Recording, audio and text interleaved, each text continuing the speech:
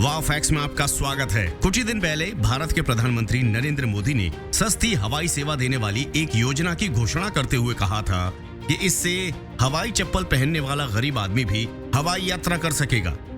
ये योजना कहां तक पहुंची इसकी तो कोई खबर नहीं है, लेकिन प्रधानमंत्री के इस कथन से एक बात तो साफ हो गई कि हवाई चप्पलों का आम आदमी से जितना करीब का रिश्ता है, हवाई यात्रा से उतना ही दूर का रिश्ता है। अब मजे मजे में ये भी कहा जा सकता है कि जब तक मोदी जी की ये योजना शुरू नहीं हो जाती, तब तक आम आदमी को हवाई चप्पल पहनकर जमीन पर ही चलना होगा, जैसा कि वो एक जमाने से करते आ रहे हैं। दुनिया भर में अमीर हो या गरीब, हवाई चप्पल हर किसी ने पहनी जरूर होगी। ये चप्पलें आज नहीं बल्कि दशकों पहले से हमारी जिंदगी का एक अहम हिस्सा बनी रही हैं। हालांकि समय के साथ चप्पलें स्टाइलिश होती चली गईं, लेकिन आज भी हवाई चप्पलों का मजा कुछ और ही है। दुनिया के अलग अलग देशों में इन्हें अलग अलग नामों से पुकारा जाता है। फ्लिप फ्लॉप या स्लीपर, जिनकी स्ट्रिप्स अंग्रेजी अक्षर वी या फिर वाई आकार की होती है, वही भारत में हवाई चप्पल कही जाती है। इस डिजाइन की चप्पल का इतिहास बहुत पुराना है। चीन, भारत, इजिप्ट, जापान, अमेरिका सहित तमाम देशों का इतिहास टटोल कर देखा जाए तो इन चप्पलों का जिक्र मिल ही जाता है। हर जगह पर इन चप्पलों को अलग अलग नाम से पुकारा जाता है। अब सवाल ये उठता है कि हवाई चप्पल कहां से आई, ये कैसे बनती है और हवाई चप्पल में हवाई शब्द का असल में मतलब क्या है? आखिर क्या ये हवा में उड़ती है?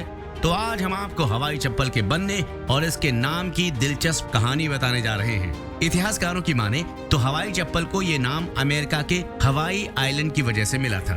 दरअसल अमेरिका में हवाई आइलैंड में टी नाम का एक पेड़ होता है और इसी पेड़ से जो रबड़ नुमा फैब्रिक बनता है, उसी से चप्पल बनाई जाती है। कहते हैं इसी वजह से इन्हें हवाई चप्पल कहा जाता है। वैसे कई लोग ये भी तर्क देते हैं कि ये हवा जितनी हल्की होती है इसलिए हवाई चप्पल कहलाती हैं।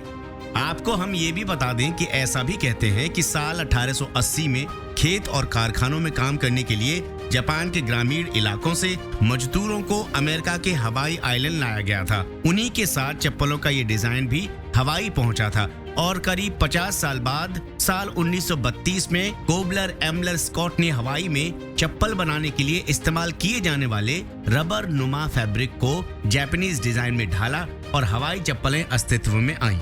जापान में बने नए डिजाइन के चप्पलों का इस्तेमाल दूसरे विश्व युद्ध के दौरान हुआ। उसके बाद हवाई चप्पल पूरी दुनिया में मशहूर हो गई। इस तरह की कहानियां हैं जो हवाई चप्पल से जुड़ी हुई हैं। दूसरे विश्व युद्ध के बाद चप्पलें पूरी दुनिया में मशहूर तो हो गई, लेकिन जापान के साथ ही इसे मशहूर करने का श्रेय ब्राजीलियम शू ब्रांड कंपनी हवाई नाज को भी जाता है। 1962 में हवाई नाज कंपनी ने सफेद या नीले रंग के नीली स्ट्रिप वाली चप्पलें लॉन्च की। यही वो चप्पल है जो आज भी घर घर में पाई जाती है। हवाई नाज के कारण ही भारत और दुनिया की कुछ और जगहों पर इन चप्पलों को हवाई चप्पल कहा जाने लगा।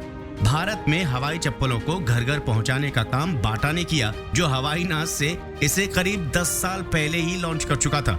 तब तो लोगों तक पहुंचने में इसे थोड़ा सा वक्त लगा, लेकिन फिर ये धीरे धीरे भारत के तकरीबन हर परिवार में पहुंच गई। हालांकि बाकी दुनिया इन्हें अलग अलग नामों से पुकारती है, लेकिन हमारे लिए ये हवाई चप्पल ही है। इस तरह आज हमने जाना कि हवाई चप्पल के इतिहास में क्या छुपा है और ये आम से दिखने वाली हवाई चप्पल का भी एक बड़ा इतिहास है और एक लंबी कहानी है। अगर आप भी किसी चीज के बारे में जानना चाहते हैं, आपके दिमाग में कोई सवाल है जो आम जिंदगी में आप कई सालों से जिसे देखते आ रहे हैं, आप कमेंट सेक्शन में वो बताइए।